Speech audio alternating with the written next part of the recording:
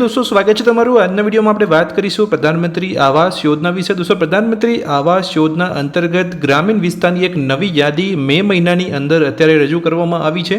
વેબસાઇટની ઉપર એક યાદી લાભાર્થીની મૂકવામાં આવી છે।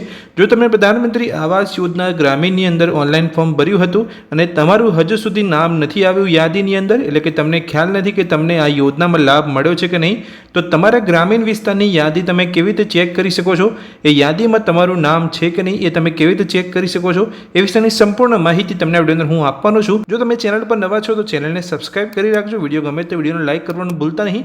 ચલો વિડીયોની શરૂઆત કરીને જાણીએ કે તમે તમારા ગ્રામીણ વિસ્તારની યાદી કેવી રીતે જોઈ શકો છો। તમારા ગ્રામીણ વિસ્તારનું નવું લિસ્ટ ચેક કરવા માટે તમારે ગૂગલમાં આવવાનું છે। pmyg.nic.in આ વેબસાઇટ તમારે ગૂગલમાં આવીને સર્ચ કરવાનું છે।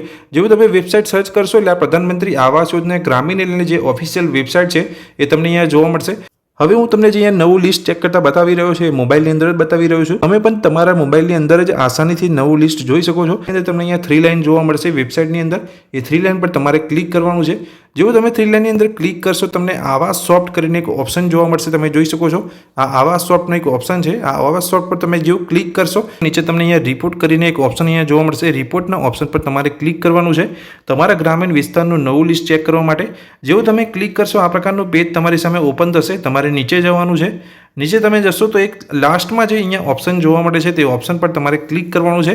બેનિફિશરી ડિટેલ્સ ફોર વેરિફિકેશન એ ઓપ્શન પર તમારે ક્લિક કરવાનું છે। જેવું તમે અહીંયા ક્લિક કરશો અમુક તમને અહીંયા પૂછવામાં આવશે તમારા સ્ટેટ વિશે, તમારા જિલ્લા વિશે, તમારા ગામ વિશે અને કઈ યોજનાને લગતી તમે માહિતી મેળવવા માંગો છો એ વિશે તમને પૂછવામાં આવશે। પહેલો જે અહીંયા ઓપ્શન છે તમે જોઈ શકો છો ઓલ સ્ટેટ વિશે, તો આપણે ગુજરાતને લઈને અહીંયા ફોર્મ ભર્યું હતું પ્રધાનમંત્રી આવાસ યોજના ગ્રામીણની અંદર, તો આપણે ગુજરાત સિલેક્ટ કરીશું। જેવું તમે તમારું સ્ટેટ પસંદ કરી લેશો નીચે તમને ફરી બીજો એક ઓપ્શન જોવા મળશે, ત્યાં સિલેક્ટના બટન પર તમારે ક્લિક કરવાનું છે। હવે તમને તમારો અહીંયા જિલ્લો પૂછવામાં આવશે, તમારે જિલ્લો તમારો પસંદ કરી લેવાનો છે। જિલ્લો પસંદ કરી લીધા પછી ફરી તમને અહીંયા સિલેક્ટનો એક ઓપ્શન જોવા મળશે જ્યાં તમારે ફરી ક્લિક કરવાનું છે।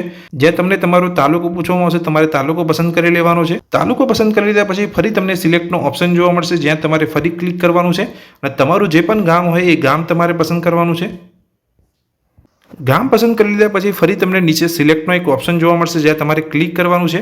હવે તમે કયા વર્ષની અંદર પ્રધાનમંત્રી આવાસ યોજના ગ્રામીણ માટે એપ્લાય કર્યું હતું એ વર્ષ તમારે પસંદ કરવાનું છે। તો 2024-25ને લઈને તો આપણે 24-25 અહીંયા સિલેક્ટ કર્યું છે। ફરી તમે આ વર્ષ સિલેક્ટ કરશો એટલે ફરી તમને બીજો એક ઓપ્શન જોવા મળશે જે લાસ્ટ ઓપ્શન છે।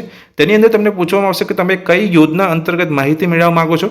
તો આપણે અહીંયા જોઈ શકો છો પહેલો જ ઓપ્શન છે પ્રધાનમંત્રી આવાસ યોજના ગ્રામીણને લઈને આપણે લિસ્ટ ચેક કરવા માંગીએ છીએ, તેની યાદી ચેક કરવા માંગીએ છીએ। તો આપણે પ્રધાનમંત્રી આવાસ યોજના ગ્રામીણ પસંદ કરી લેશું।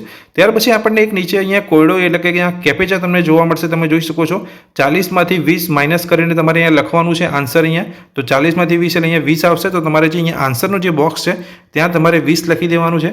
જેવું તમે 20 લખી દેશો, આન્સર લખી દીધા પછી તમારે નીચે સબમિટનો ઓપ્શન જોવા મળશે। એ સબમિટના બટન પર તમારે ક્લિક કરવાનું છે। જેવું સબમિટ કરશો એટલે જે તમારી જે અહીંયા પ્રધાનમંત્રી આવાસ યોજના ગ્રામીણની અંદર તમારા ગામની જે અહીંયા નવું લિસ્ટ છે એટલે કે જે યાદી છે એ તમને જોવા મળી જશે। તો એ જોઈને તમે માહિતી અહીંયા મેળવી શકો છો કે તમને અહીંયા જે સબસિડી છે રિલીઝ કરવામાં આવી છે કે નહીં। માહિતી તમને તમારા ગ્રામીણ વિસ્તારની નવી યાદી જોઈને મળી જશે। તો તમારા ગ્રામીણ વિસ્તારની અહીંયા યાદી જોવા માટે તમારે અહીંયા ડાઉનલોડ પીડીએફ પર તમારે ક્લિક કરવાનું છે। જેવું તમે ડાઉનલોડ પીડીએફ પર ક્લિક કરશો એટલે એ ફાઇલ તમારા મોબાઈલની અંદર ડાઉનલોડ થઈ જશે અને સિમ્પલી તમે અહીંયા ઓપન કરી શકો છો। જેવું તમે અહીંયા નવું લિસ્ટ ડાઉનલોડ કરશો એટલે કે નવી યાદી ડાઉનલોડ કરશો એટલે આ પ્રકારનું પેજ તમને અહીંયા જોવા મળશે, જેમાં સૌપ્રથમ અહીંયા યાદીની અંદર પહેલું તમારું અહીંયા નામ હશે। તમે જોઈ શકો છો કયા વર્ષે તમે અહીંયા એપ્લાય કર્યું હતું કે 24-25ની અંદર એપ્લાય કર્યું હતું પ્રધાનમંત્રી આવાસ યોજના ગ્રામીણની અંદર, તો તે તમને અહીંયા વર્ષ જોવા મળશે। સાથે તમે જોઈ શકો છો જે અહીંયા રિલીઝ કરવામાં આવી હશે સબસિડીની અમાઉન્ટ તમને જોવા મળશે, કઈ તારીખે તમને રિલીઝ કરવામાં આવી એ પણ તમને અહીંયા જોવા મળશે। આજે અહીંયા નવું લિસ્ટ છે એટલે કે યાદી છે વેબસાઇટ પર મૂકી દેવામાં આવી છે। તમારા ગામનું લિસ્ટ તમે કેવી રીતે જોઈ શકો છો એ વિશેની મેં તમને અહીંયા માહિતી આપી। આ વિડીયોની અંદર મેં તમને જે માહિતી આપી જો તમને ગમી હોય તો વિડીયોને લાઇક કરજો, ચેનલને સબસ્ક્રાઇબ કરી રાખજો આ જ રીતની માહિતી મેળવવા માટે। Thank you.